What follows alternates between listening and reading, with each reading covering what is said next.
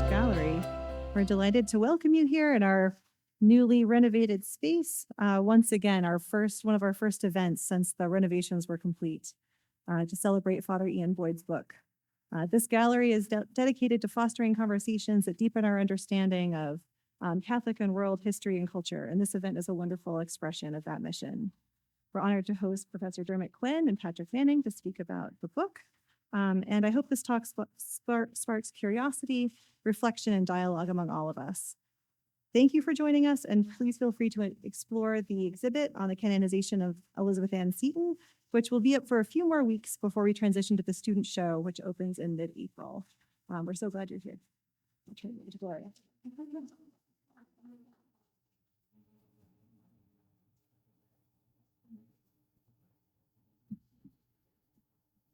Good afternoon. Thank you, Sarah, for your welcoming words and for graciously welcoming us to the Walsh Gallery.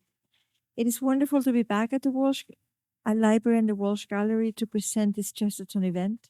This was one of Father Boyd's favorite spaces to hold Chesterton gatherings, so I cannot think of a better place for today's event that honors him and his lifelong work dedicated to promote Chesterton. I want to take a moment to express my gratitude to Dr. Patrick Manning, Director of the Center for Catholic Studies, for his support. It was just about a year ago that we sat down to speak about the work of the Institute and a way to honor Father Boyd. He immediately supported the suggestion of a publication of a collection of Father Boyd's essays and then took the proposal to Father Bonapane and the Provost's office, where the proposal found a favorable response. My gratitude is also to Dr. Dermot Quinn, who reviewed many essays and edited them, which are now part of this volume. So as we mark the second anniversary of the death of Father Boyd, we also celebrate his life and his work with this book at Seton Hall University, where the Institute and the review that he founded have their permanent and supportive home. Thank you for joining us this afternoon. And now it is with great pleasure that I would like to introduce Dr. Patrick Manning, and who is the director of the center and also the author of the preface to An Earthly Story with a Heavenly Meaning, who will share a few words and will then be followed by Dr. Dermot Quinn, and we'll have a little Q&A and coffee and conversation. Thank you.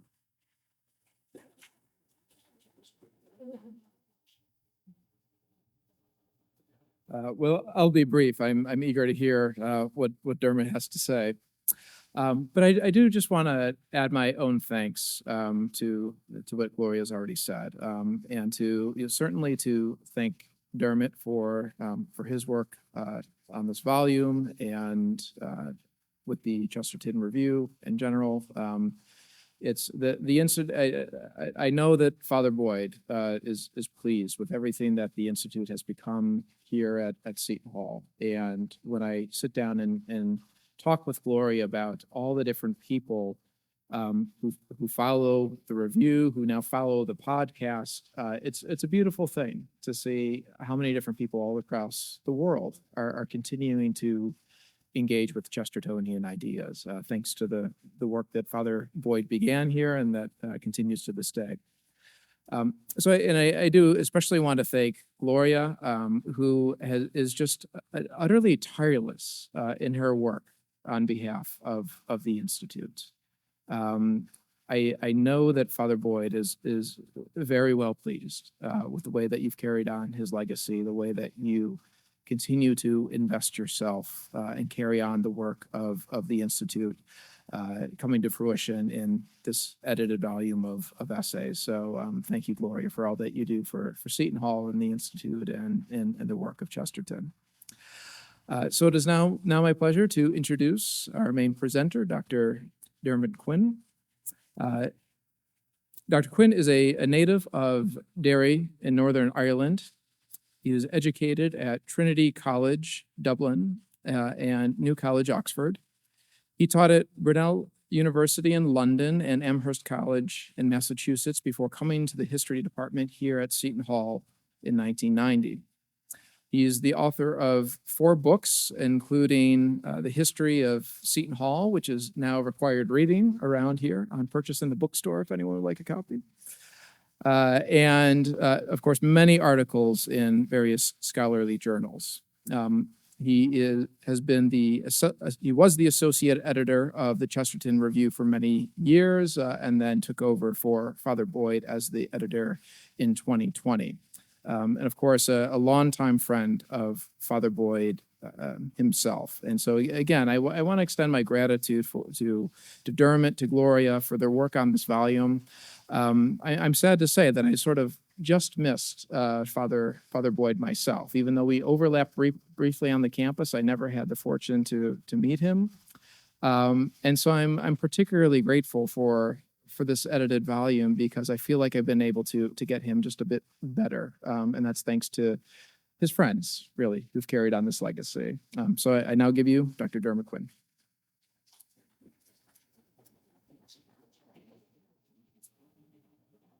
Well, thank you very much, Patrick and Gloria and everybody for coming out this afternoon. It's very obvious that Seton Hall is a Catholic university, because there are more people sitting at the back than in the front, which seems to be a long-standing Catholic tradition. I'd be particularly remiss not to thank Monsignor Sheeran for coming this afternoon, because the instrumentality of Monsignor in bringing the Chesterton Institute to Seton Hall is absolutely essential. Were it not for Monsignor, the Chesterton Institute and the Chesterton Review wouldn't be at Seton Hall. So thank you very much, Monsignor, for coming along. I'm delighted to hear from Patrick that the Seton Hall history, which I wrote, is available in the bookshop. It wasn't the last time I was there, and on several occasions when I was there, it wasn't there. But maybe it's there today, and that's exciting news. It's required reading for some people, certainly. So I just wanted to say a few words about why this book was put together, and actually to renew my thanks to Gloria and Patrick for making it possible, because really they had the idea, and then were able to, as I say, to make it possible. And I suppose if you were to ask why we should have this book of essays, I think maybe the first response would be that its purpose is to kind of bring together in one place the kind of scattered and fugitive essays of Ian Boyd, which, to be honest, could be found in all sorts of places, in some fairly obscure journals, and people probably wouldn't have the patience or the knowledge to seek out those fairly obscure places. So one idea was to bring them together in one volume. And I think the second idea is to introduce Father Boyd to a new generation. As Patrick said, I mean, he was here for 20 years, but we now have a generation of Setonians who didn't know Father Boyd. He was well known, a few years ago, but perhaps less well known now. I mean, he was certainly a very, very well known figure about campus. I mean, he was the tallest priest on campus, for one thing. So he was conspicuous for that reason, but also conspicuous, I think, for his enormously attractive character, his generosity, his spiritual life. I mean, he was well known in the chapel. He was well known to all sorts of people for being a very, very priestly priest. So that Father Boyd is perhaps fading from memory.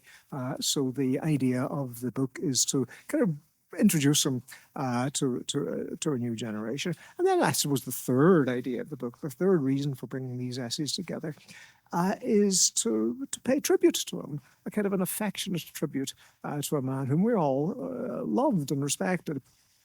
So that this new generation can hear his voice again, and it was a very distinctive voice, a very powerful voice, and we want people to hear that voice again. So I suppose really the purpose of the book is to enjoy his company again. I mean, we had the pleasure of his company for many years, so that by reading the book we can, as it were, enjoy his company again. So those are the broad reasons, I think, for this commemorative volume, a kind of act of homage almost to our dear friend Father Boyd. And of course, by doing all of that, we introduce people not simply to Father Boyd, but to Chesterton. And Chesterton is at the heart of this book, not so much Father Boyd, but Chesterton. And I think I would sort of frame what few remarks I have to make this afternoon by saying that I think in some ways, to quote our colleague Alan Carlson, whom Gloria and I have worked with in the Chesterton project over a number of years. Alan Carlson said a few years ago that we are living in the second age of Chesterton. And I think that is something worth thinking about. And I think it's true that we are living in the second age of Chesterton. And just a few little examples of that. Well, first of all, the Chesterton Institute and the Chesterton Review are kind of manifestations of this kind of Chesterton moment that we are enjoying. There's a kind of a companion publication called Gilbert, for which we have a kind of friendly association with. So that's kind of one little example of this age, or this second age of Chesterton that we're living through. I could give you plenty of examples of notable figures who are Chestertonian or who have acknowledged the importance of Chesterton in their lives. Speaker Mike Johnson, for example, when he became Speaker of the House of Representatives, his first speech, he quoted Chesterton. Giorgia Meloni, the Prime Minister of Italy, her first speech when she became Prime Minister was to quote Chesterton. Various US presidents have quoted Chesterton. President Bush, George Bush Jr., was in China a few years ago and he quoted Chesterton. President Reagan quoted Chesterton in an Oval Office address. So I think you could probably make a pretty decent case that we're living, as Alan Carlson says, in this second age of Chesterton. And it seems to me that there are kind of two indispensable people in this second age of Chesterton. And the first of them, obviously, is Chesterton himself. I mean, the reason that we quote Chesterton is that he's so quotable. The reason that we read Chesterton is that he's so readable. The reason that we love Chesterton is that he's so lovable. So this second age of Chesterton could not happen without Chesterton himself. But I think the second indispensable person for this second age of Chesterton is Father Ian Boyd. And Father Ian Boyd's role in bringing Chesterton to a wider audience, in fact, to a worldwide audience, I think is absolutely undeniable. When Chesterton died in 1936, so this is the kind of the 90th year of Chesterton's death, I don't know if there was necessarily a guarantee that kind of this Chesterton moment would last. I mean, Chesterton was a journalist, and journalism is the most ephemeral of all literary forms. It's here today and gone tomorrow. It seems to me that a Chesterton movement such as the one that I think we've enjoyed, a Chesterton revival, needs a certain amount of curation. It needs a certain amount of organization. And Father Boyd, I think, was the indispensable curator or organizer of that Chesterton movement, and he did that through the Chesterton Review, which he founded in 1974. The idea for the Chesterton Review was to commemorate or to acknowledge the 100th anniversary of Chesterton's birth in 1874. And the gathering of Chestertonians took place in England, in Spode House in England. And out of that kind of centenary gathering emerged the idea of the Chesterton Review. And it was Father Boyd who essentially proposed that journal and made it possible.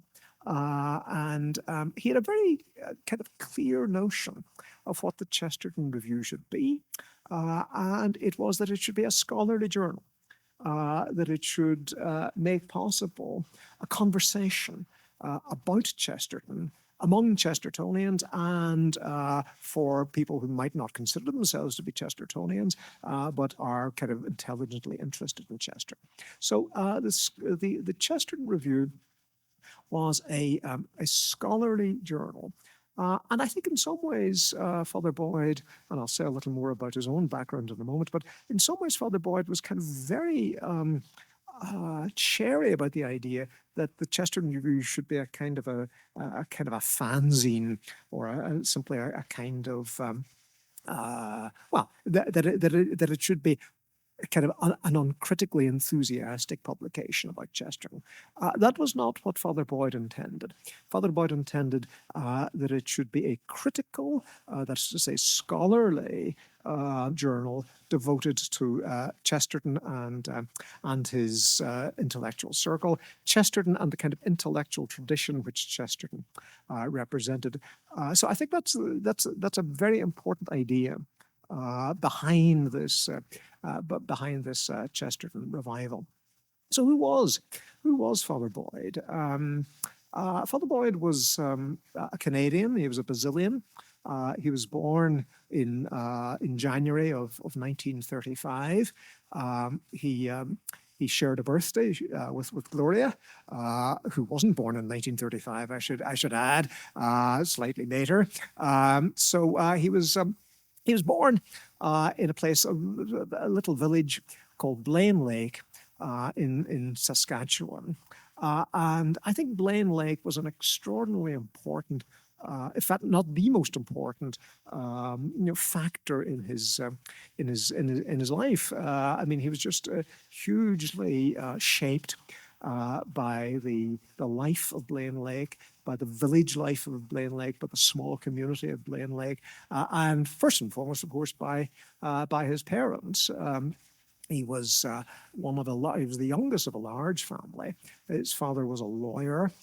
His father was a deeply erudite man. He was he could quote Chesterton and Shakespeare, and I mean, he was just immersed in the kind of English literary tradition. And I think Father Boyd kind of inherited that kind of love of English literature from his father.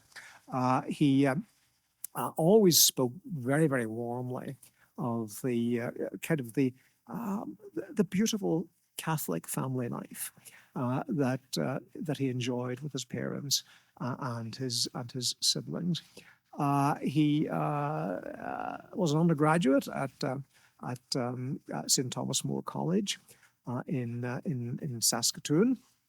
And he was ordained a priest in 1963. And after that, he did graduate work in English literature at the University of Aberdeen. I studied under the supervision of a great scholar called Isabel Murray.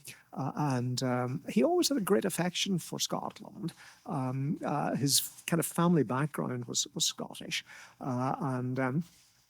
He was just hugely proud, I think, of being a kind of an Aberdonian, someone educated in Aberdeen.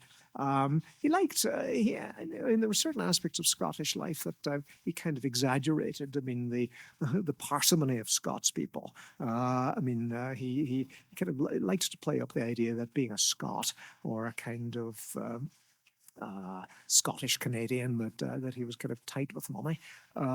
He wasn't tight with money at all. He was kind of an enormously generous man, but I mean, occasionally he would express horror at going out to dinner with some priests and having to pay more than $5 for an entree.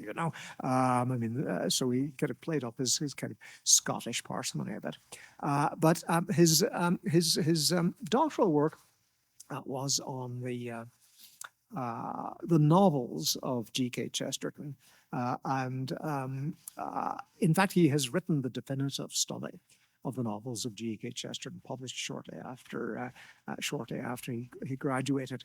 And the subtitle of that study is worth thinking about because it's the novels of G.K. Chesterton, a study in art and propaganda. A study in art and propaganda. And we might think that propaganda is a kind of exercise in deceit or in pulling the wool over people's eyes or whatever. But that wasn't how Chesterton understood propaganda, and it wasn't how Chesterton understood literature. I mean, for Chesterton, literature was a political form, that inevitably any kind of writing has a kind of political component. So whether it's a novel, whether it's a poem, whether it's a newspaper article or whatever, there's inevitably a kind of political view of the world, or there's a view of politics embedded or implied in that art form. So Father Boyd's study of the novels of Chesterton was an attempt to examine in the best sense, the propagandist purpose of the novels. And I think that what he saw in Chesterton is that Chesterton was an intensely allegorical writer. Chesterton had an intensely allegorical imagination. That the world was, so to speak, pregnant with patterns and shapes which had a meaning beyond the simply kind of surface meaning. That if we see the world as a set of kind of divine allegories, then we have understood the world in a way that perhaps others would not understand the world. So for Chesterton, the world has to be understood, so to speak, allegorically. And maybe I could just read a little of what Father Boyd said in that regard. This is an essay that he wrote on Chesterton's book on William Blake, the great poet and indeed in some ways mystic of the 19th century.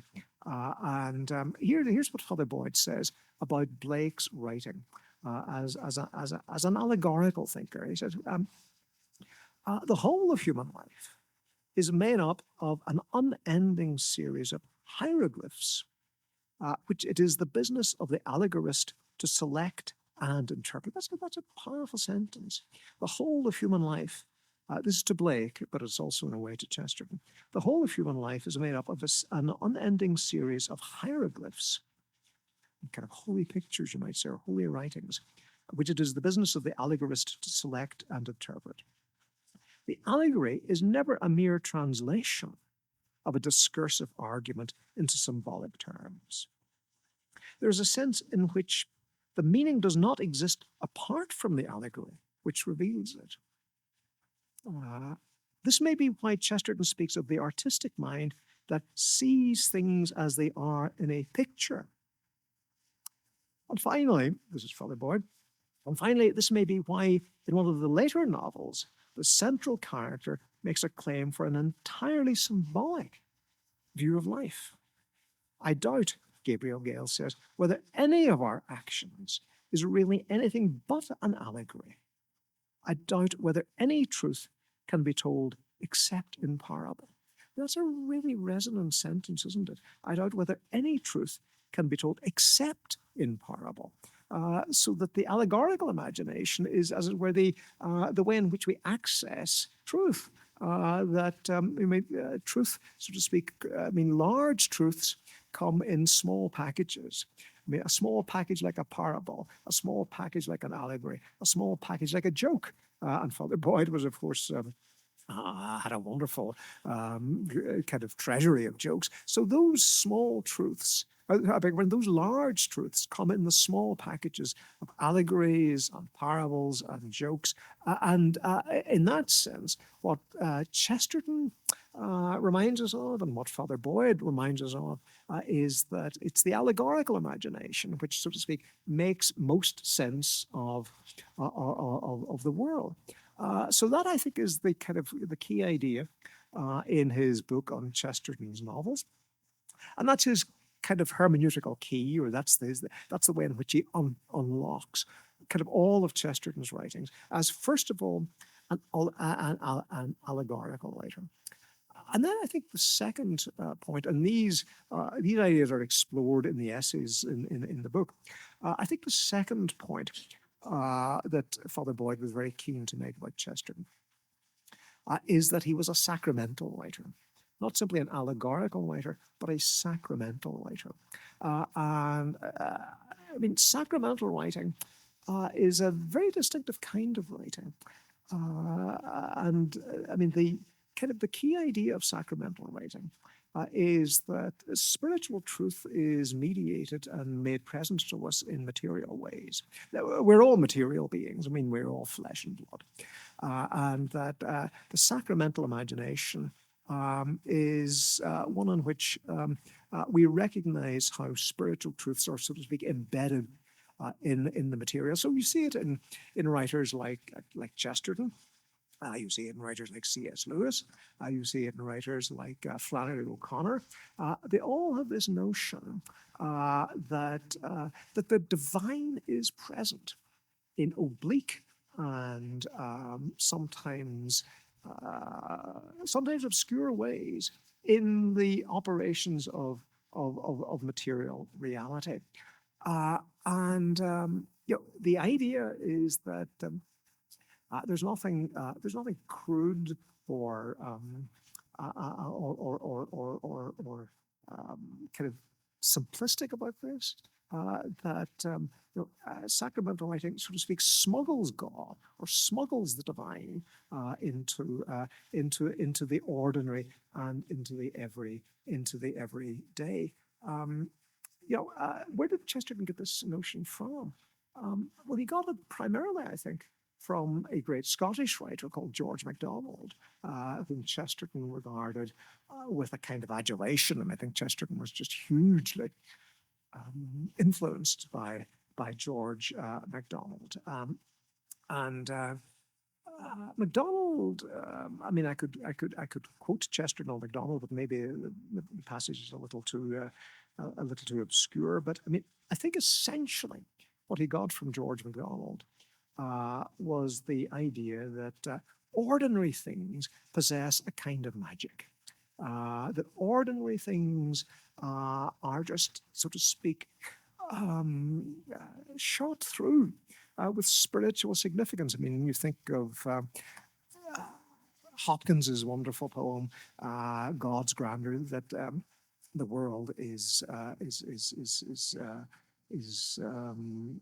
what's the man? I wrote it down a minute. Is charged with the grandeur of God. The world is charged with the grandeur of God. So for Chesterton, for George MacDonald, for all of these sacramental writers, the world is charged with the presence of God. And it is our task, so to speak, to open our eyes to see the presence of God in the material bits and pieces of our lives. So he's an allegorical writer, Chesterton. He's a sacramental writer. He's a writer, in other words, who takes seriously the incarnation, who takes seriously the presence of God in the prosaic bits and pieces of ordinary life. He believes, Chesterton, in a kind of blessedness in the ordinary. And you see that over and over and over again in his writings. So what did Father Boyd try to do in these essays that we've gathered together? He tries to explore Chesterton as an allegorical writer. He tries to explore Chesterton as a sacramental writer. He tries to explore the implications of the incarnation. Nothing is ordinary about material things because of the incarnation. When God enters history, then history is transformed by the presence of God. So nothing is remotely ordinary after the extraordinary reality of the incarnation. So I think that this sacramental imagination that Father Boyd saw in Chesterton, this sacramental imagination claims that not only is God in the world in the person of Jesus Christ, but that the story of Christ, the story of Jesus Christ, is lived again and again and again throughout history. in the lives of ordinary men and women. So that story is constantly being enacted and reenacted. It didn't happen once, it is happening again and again and again. And that is a form of incarnational or sacramental imagination. Father Boyd liked to quote Chesterton's line about the East End of London and poverty in the East End of London. And Chesterton said, that he didn't see many crucifixes, but he saw many crucifixions. He didn't see many crucifixes, but he saw many crucifixions. So that Christ again is being crucified in crushed and impoverished lives. That's a kind of powerful insight, isn't it? It's a powerfully sacramental and incarnational insight. So the ideas of the essays, or embedded in many of these essays, is this notion of the life of Christ being lived out again in the ordinary, everyday lives of ordinary people. So that's that's broadly, I suppose, the kind of the framework in which these essays are put together.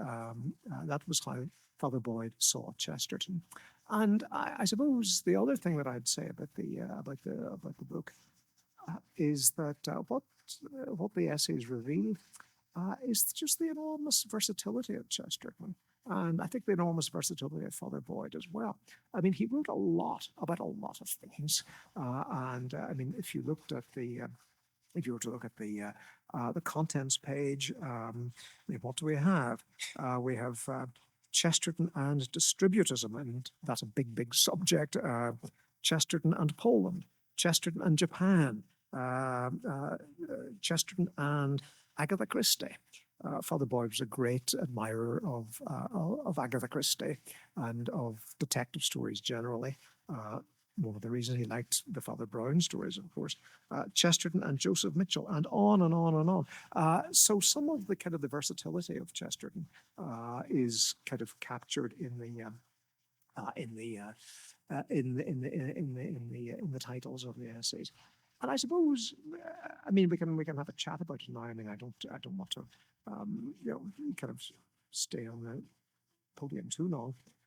But I suppose what you get from Father Boyd is a love of Chesterton, certainly, but a love of Chesterton as a man with a kind of a democratic imagination. I mean, as far as Chesterton was concerned, everybody is interesting. There's no one who is not interesting. People that we've never seen, or people that we see but never look at, kind of the socially invisible, the people that we pass every day on the street, they all have a story, and they're all interesting. And it's our job to hear that story and to listen to that, to listen to that story, and as it were, to acknowledge that story. I mean, as Gloria will testify, Father Boyd kind of loved, as we traveled to various conferences, he loved talking to taxi drivers and waitresses and people that he just happened to bump into on the street, and to listen to their stories, because I think he had a democratic imagination in the same way as Chesterton had a democratic imagination. And I mean, at the heart of that democratic imagination was to honor ordinary people in whom he saw the story of Christ being lived out again. And I think that's the heart of Chesterton, and it's the heart of Father Boyd, to see in ordinary lives something extraordinary. So in this book, which we've put together, Gloria and Patrick and myself, and the Provost's office, in this book we've tried to honor Father Boyd's memory, to pay homage to him, to make him available to a later generation or to the next generation, and to listen once again to his kind of wonderfully wise and laconic and humorous voice. I mean, he's a funny, funny man, and I hope if you were to read the book, you'd get some sense of his wit and his humor, and above all, of course, his love for Chesterton. So those are the reasons that we put the book together, and we can now have a bit of a chat about it if you want.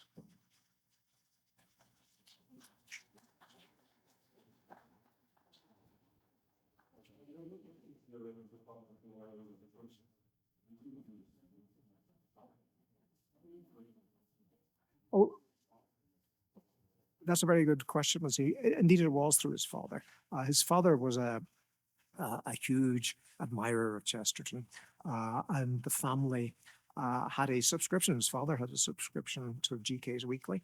GK's Weekly was Chesterton's own newspaper. Chesterton was a great journalist, and one of the things, Father Boyd has an essay on Chesterton as a journalist, and Chesterton was just a hugely prolific journalist. I mean, he was a kind of a star journalist for all his life, actually. But in the first years of his career, he wrote primarily for the Daily News, which is a big national newspaper. And latterly, when he had a kind of a falling out with the Daily News, he wrote for a number of smaller papers. But in the 1920s,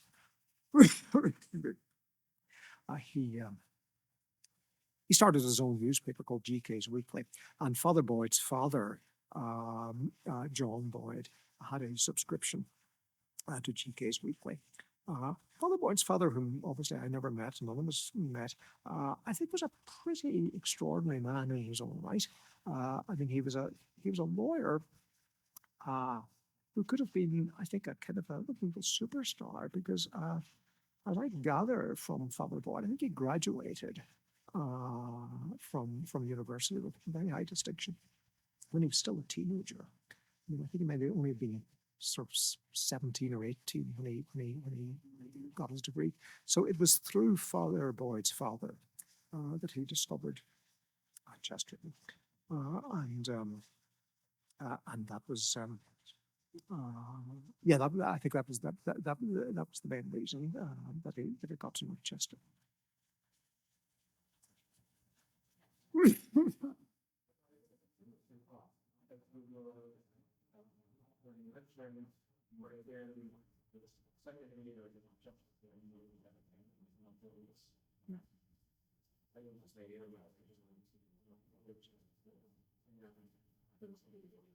But not only is Chesterton full of it, there's tremendous skill. Oh yeah. Right. You know, it's like curious as we were going down to other words. That's so.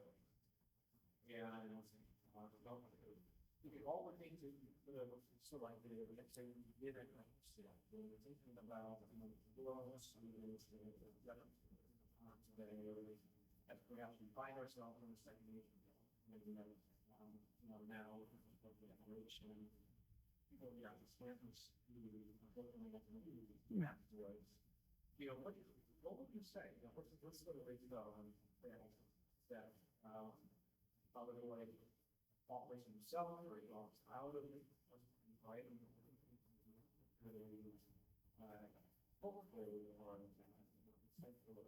Yeah, that's a very good question. I think in some ways, the second age of Chesterton is a reality. But in some ways, it's a kind of slight superficiality to the there's a slight superficiality to some of us. Just to say that there's a BBC program or kind of series on Father Brown, and I think it kind of appropriates the character rather than lives in the character. I mean, this happens to be a Catholic priest. Thank you, sir. was happens to be a Catholic priest with the name of Father Brown, based on the character of Chesterton. But as I have seen it, and I don't want to be too critical of it, in some ways, it's not really in the spirit of Chesterton. So I think the second age of Chesterton needs a bit of deepening, if you will, needs to be kind of secure in the sacramental and allegorical imagination of Chesterton. So, to answer your question, what is it that is especially important in Chesterton as far as Father Boyd is concerned or was concerned? And I think over and over again, Father Boyd stressed that two themes that are most important in Chesterton are wonder and gratitude. Again, the world is charged with the grandeur of God. We need to open our eyes. As Chesterton said, we are still in Eden if we care to open our eyes. There's a wonderful line in the autobiography, and let me just quote this, and maybe this kind of answers your question. But this is Chesterton. At the back of our brains, so to speak, there was a forgotten blaze or burst of astonishment at our own existence. The object of the artistic and spiritual life was to dig for this submerged sunrise of wonder, so that a man sitting in a chair might suddenly understand that he was actually alive and to be happy. And that's kind of a marvelous kind of encapsulation, I think, of Chesterton. This astonishment at our own existence, this submerged sunrise of wonder, so that we can recognize that we are alive and be happy. So, what Father Boyd saw in Chesterton was a kind of renewed invitation to wonder and to gratitude. And that, I think, is really kind of at the heart of if you like, the Chesterton project and Father Boyd's project.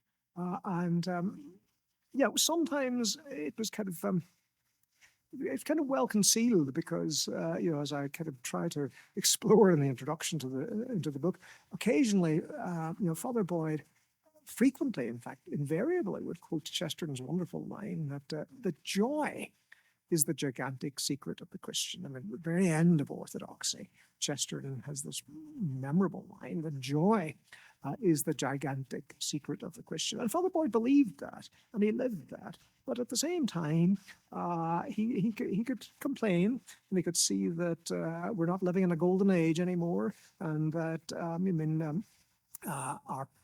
the problems of modernity seem to be all around us. He said that to quote another of his favorite Chesterton lines, that we're living in a world of standardization by a low standard.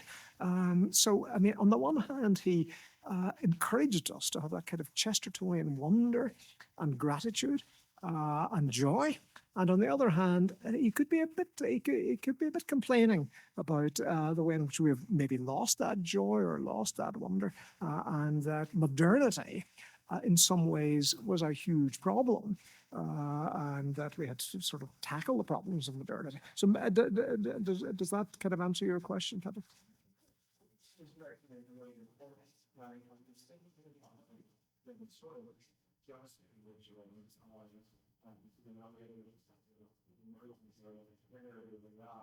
Yeah.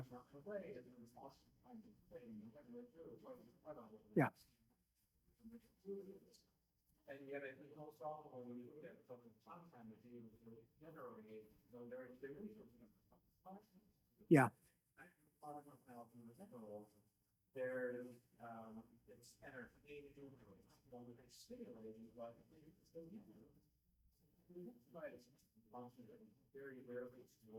Yeah. Yeah.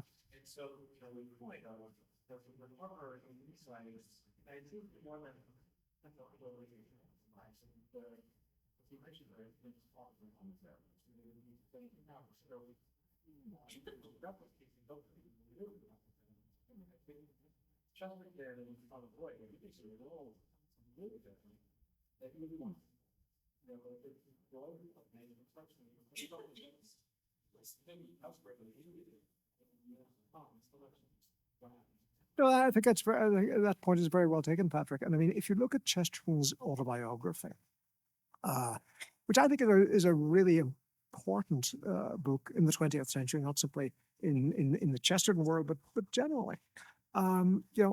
It's one of the great works of childhood literature, literature of childhood.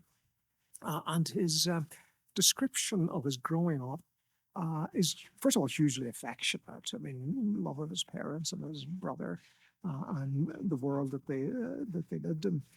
But there's a line in it which I think kind of makes the point that you've just made, which is that to me, he says, it wasn't a world of miracles; it was a miraculous world. I mean, the world itself was miraculous. It's not as if there was occasional wonder. The very fact of our existence is a wonder and a marvel. Again, Chesterton's project, to use a kind of a lame sort of a word, is to awaken that submerged sunrise of wonder. And yeah, I mean, what do we have? I mean, in some ways, the problem of modernity, I mean, there's a kind of a rather sententious thing to say, is the kind of the flattening of reality, the homogeneity, the sameness, the boringness of reality, if you will. And Chesterton said, life is not boring. Life is a huge gift, and we should embrace it. So yeah, I think I absolutely agree with you.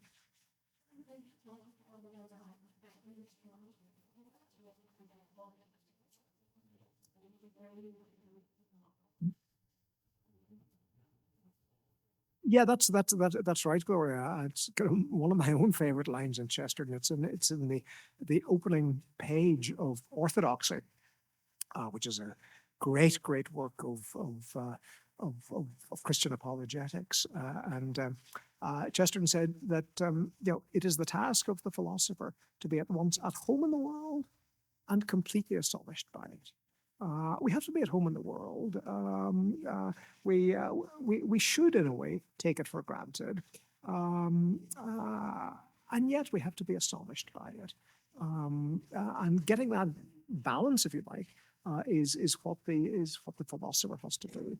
I mean, why should we be at home in the world? Because as Chesterton said, it's a world as gift given to us by God. To use another line that Father Boyd likes to quote, any man who sleeps believes in God. Because there's a kind of trust that you're going to wake up. And going to sleep is an act of trust in the expectation of waking up again. So that's what he means by, we have to be at home in the world. We have to believe in the solid reality of material things. The world isn't a mirage. We live in a material world.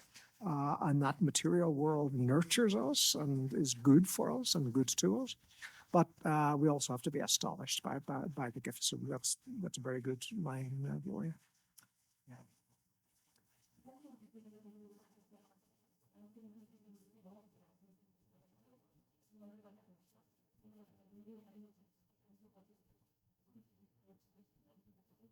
That's right. That's right. I mean, we could go on and on and on quoting these kind of favorite Chesterton lines, but that's certainly an important one. And Father Boyd, I mean, as I look at these essays, a couple of them kind of stand out to me, which I kind of like in particular, I suppose. But there's a wonderful essay on the New York writer Joseph Mitchell. And a few years ago, we had a conference here at Seton Hall devoted to Joseph Mitchell. Joseph Mitchell was originally from North Carolina, and he wrote for many years for the New Yorker. I don't know whether you're kind of familiar with Joseph Mitchell or not, but he wrote a wonderful book called McSorley's Wonderful Saloon. McSorley's Wonderful Saloon is in Greenwich Village. It was think it was started in 1854, so it's kind of 2 years older than Seton Hall. I think it was 1854. And Joseph Mitchell wrote a book on McSorley's Wonderful Saloon, which is then, it has been sort of collected into a larger book of Joseph Mitchell's writings called Up at the Old Hotel. And these are the writings of Joseph Mitchell in the New Yorker. And what Joseph Mitchell does is to celebrate the strange, eccentric, unloved but lovable characters who populated Greenwich Village in the 1940s and the 1950s. And Father Boyd loved that book, and he's written a brilliant essay on Joseph Mitchell because it's a kind of a celebration, once again, of how interesting people are. No one is dull. No one is boring. Everyone has a story. So that is an essay which I think is a particularly strong essay in this book because it's full of affection for ordinary life and for well, maybe not ordinary life, maybe that's not quite the word, because these are pretty extraordinary people.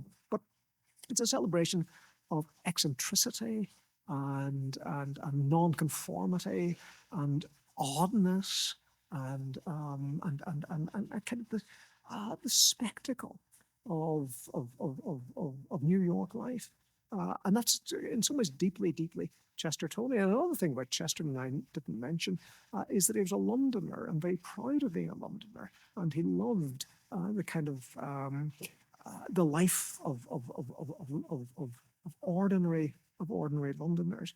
So the Joseph Mitchell essay is a marvelous essay, I think. And there's a really beautiful essay. Gloria and I kind of agreed about this when we were kind of working on the book on his on a Basilian priest called Father Robert Finn, and this is a kind of a memoir of Father Finn, whom Father Boyd knew when Father Finn was a professor at St. Thomas More College, and then he knew him after Father Boyd's own ordination, so he knew him as a confrere. And I think that essay is just a beautiful evocation of the life of a small Catholic college in Canada in the 1950s and the 1960s. It's about community, it's about friendship, it's about it's about community and friendship. His own friendship for Father Finn, and the friendship that was sort of, so to speak, incarnated in that college in the 1950s. I mean, for Father Boyd, community was really at the heart of what it means to be human. I mean, the Trinity, of course, in the deepest possible way, is a community, it's a family. And we are at our most human in family, in community. I mean, Chesterton kind of repudiated this sort of isolated individualism of modernity, and he said, "Yeah, we're most ourselves when we are with other people in community." And Father Boyd, of course, was a Basilian, so he was formed in the priesthood as the member of a religious community. He was delighted to come to Seton Hall because, as I was saying to Monsignor a few minutes ago, he found a community here among the priests of Seton Hall and among the priests and students of Seton Hall. I mean, he was a greatly loved figure in the student body as well. So that little essay on Father Robert Finn, I think, is a beautiful essay celebrating the importance of a kind of a Catholic community life in Canada in the 1950s. But I think every essay in the book is kind of readable and worth reading. He's written kind of a wonderful essay on Chesterton, Poland, a wonderful essay on Chesterton and America. So it's selling like hotcakes, this book, at the moment. So you really need to sort of get your copies of it before it completely disappears.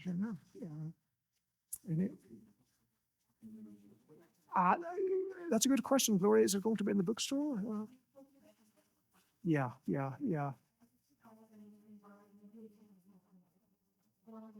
Okay, right. Yeah. So it's available. Was it? Okay, that's great. That's great. I'm not sure how Chesterton would have reacted to being available on Amazon, which is not quite the kind of model of distributist retailing that he liked, but it's on Amazon. So, did everybody? I mean, I should ask. Monsignor obviously knew Father Boyd, and Monsignor Mann knew him. Did you ever meet Father Boyd, or? Oh, in that case, you certainly did. Of course you did. Of course you did. Was he easy to deal with?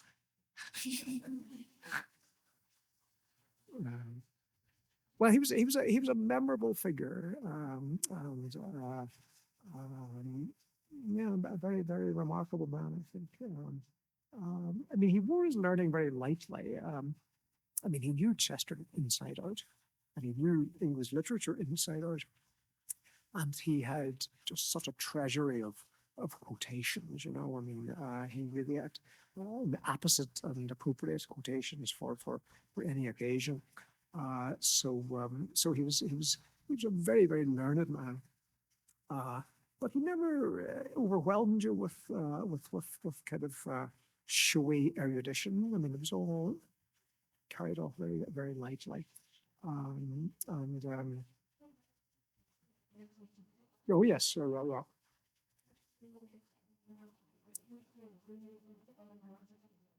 yeah, and Gloria and I, who did a certain amount of traveling with him to various conferences, got to know the jokes very well.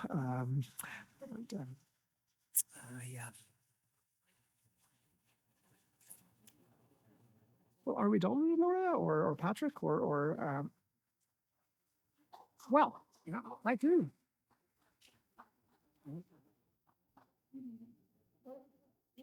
Dr. Quinn, thank you, Patrick. Thank you also Monsignor Sheeran for being here. And the book can be bought from clooneymedia.com and also on Amazon and also from our office. So it's a great book. You will get to know Chesterton, but you'll also get to know Father Boyd. And if you would like to hear him in our website, we have a whole little video conversation with Father Boyd. It's about 45 minutes or so, a little interview where he talks. We just show the question that we asked him, and he just talks about it, and it's very good because you can really see him and his the lively eyes and way that he had about him, and how important Chesterton was, and how important he valued the work that the Institute does. So thank you again, and let's have a little Chestertonian conversation and cookies. Thank you.